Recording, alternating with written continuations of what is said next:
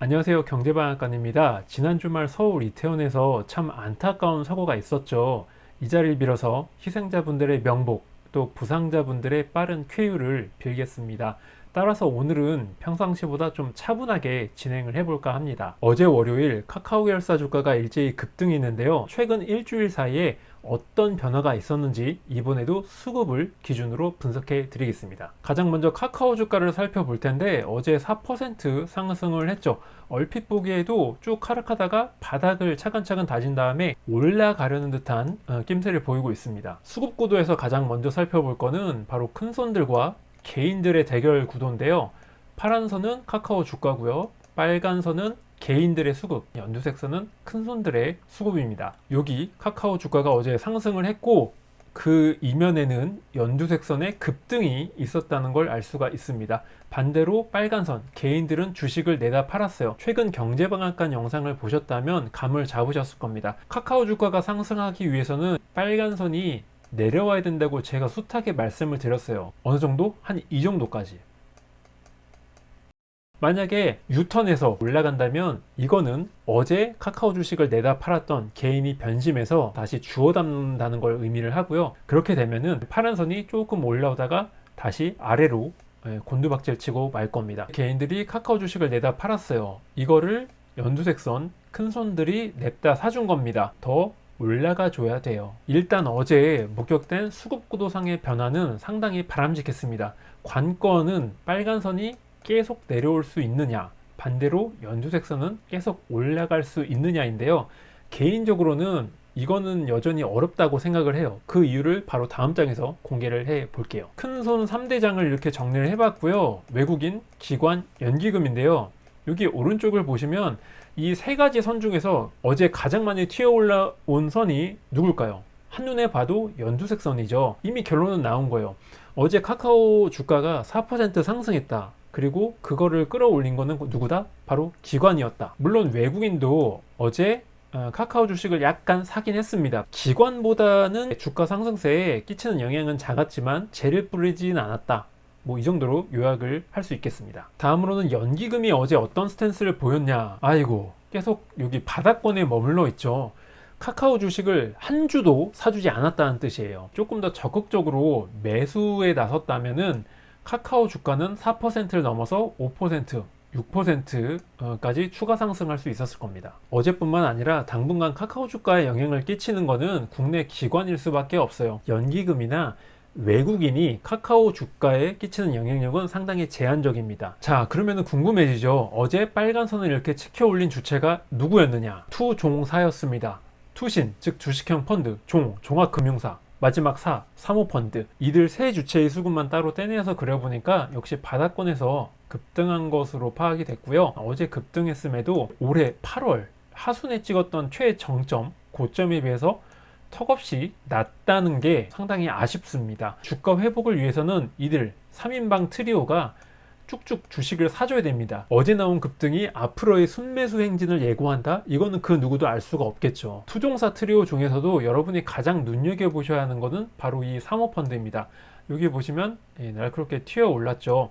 잠시 후에 제가 보여드릴 카카오페이, 카카오뱅크, 카카오게임즈 수급에서도 바로 이 사모펀드가 아주 중요한 역할을 했습니다. 사실 오늘 내용 여러분께서는 사모펀드 수급만 눈여겨보셔도 충분히 뽕을 뽑으시는 겁니다. 역시 마찬가지예요. 사모펀드가 어제 많이 올라왔음에도 불구하고 8월 중하순에 찍었던 이 부분 고점 대비해서는 역시 턱없이 낮게 위치하고 있다는 걸 알 수 있죠. 사모펀드가 물론 카카오 주식을 사준 거는 나쁜 건 아니에요. 호재인데 제가 좀 의심하는 부분은 사모펀드의 수급이란 결코 길게 가지가 못합니다. 길어봤자 뭐 일주일, 아주 길어봤자 2주일 정도 순매수 행진이 나오고요.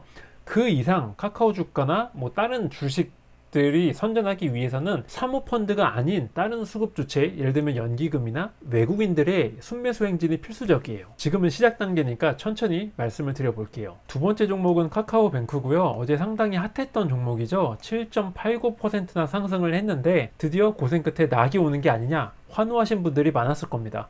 과연 수급 구도상에 어떤 변화가 포착이 됐을까요? 역시 가장 많이 올랐던 종목인 만큼 극적인 수급 변화가 포착이 됐습니다. 개인들은 주식을 팔았고요.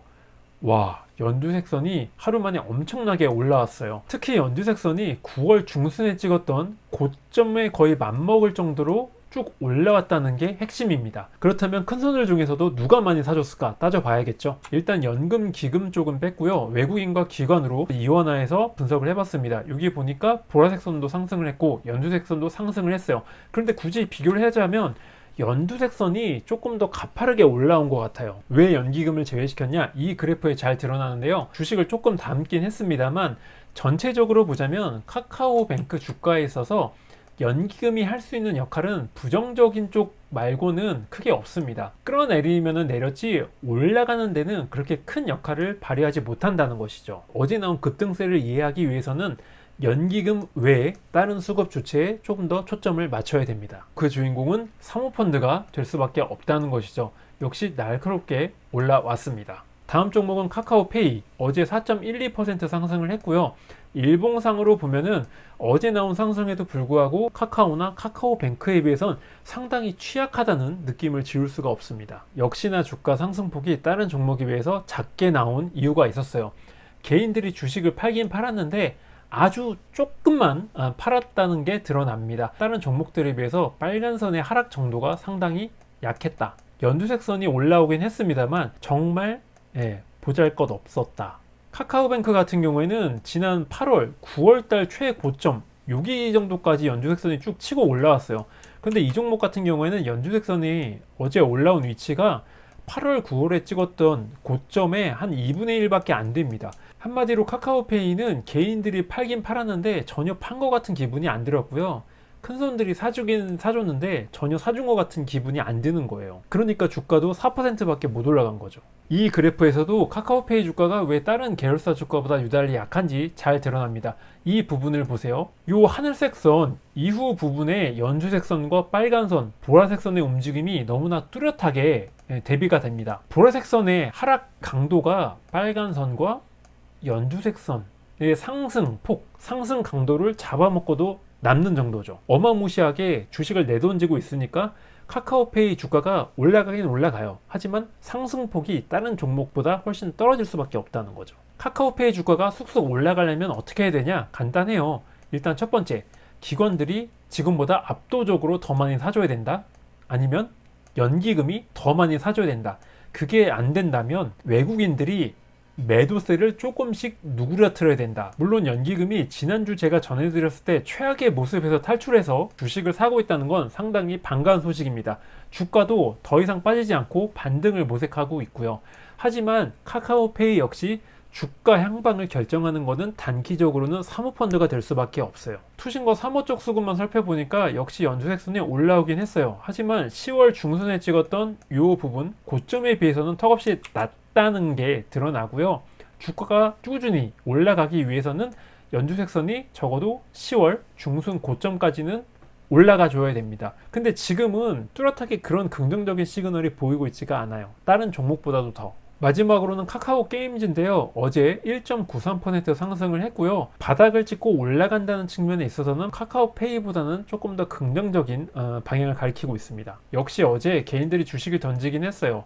하지만 9월달 이후에 빨간선에 찍었던 저점에 비해서는 아직 조금 더 높이 올라가 있는 상황이고요. 카카오 게임즈 주가가 올라가기 위해서는 빨간선이 추가 하락해줘야 되는 상황입니다.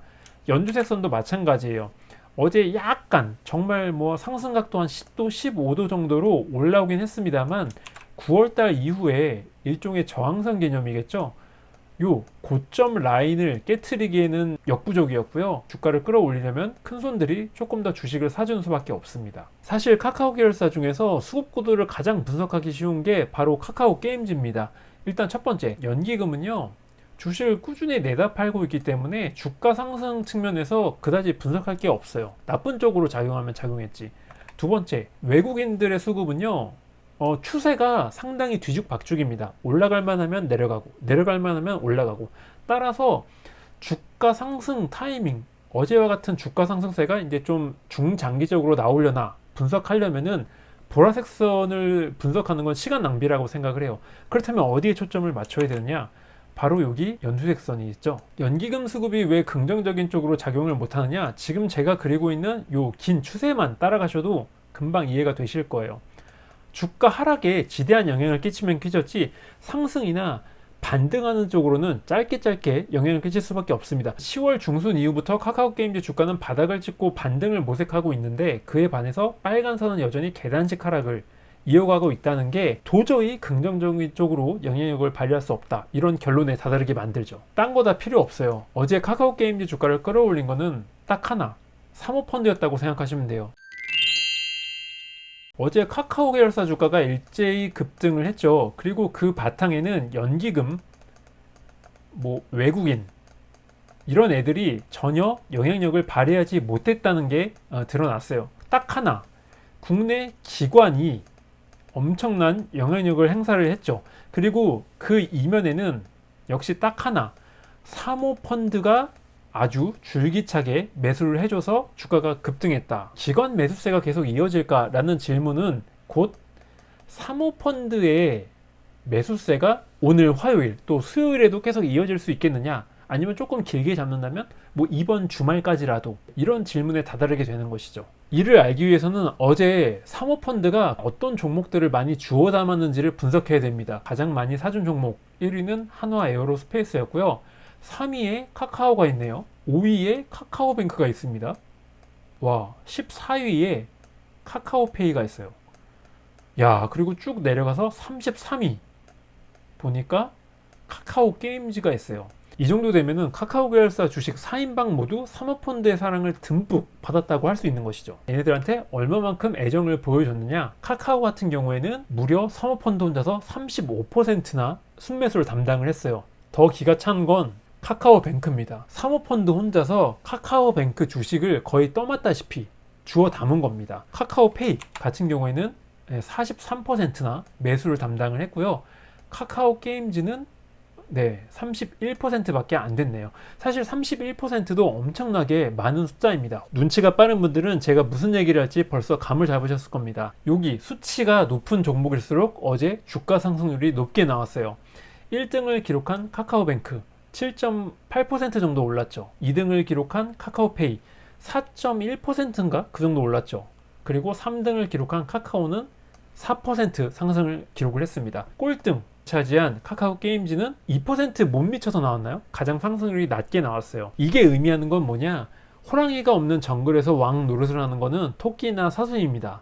그리고 카카오 계열사 주가에서 토끼 노릇을 하는 거는 바로 사모펀드란 얘기예요.